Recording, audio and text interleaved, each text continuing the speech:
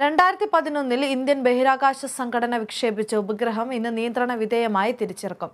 2011 October 12-ന് വിക്ഷേപിച്ച കാലാവസ്ഥാ പഠന ഉപഗ്രഹമായ മെഗാട്രോപിക്സ് ആണ് തിരിച്ചിറക്കുന്നത്. വൈകിട്ട് 4:30-നും 7:30-നും ഇടയിൽ പെറുവിന്റെ തലസ്ഥാനമായ ലിമയിൽ നിന്ന് ഏകദേശം 3800 കിലോമീറ്റർ അകലെയുള്ള പസഫിക് സമുദ്രത്തിലെ നിശ്ചിത മേഖലയിലാണ് ഉപഗ്രഹം പതിക്കുക.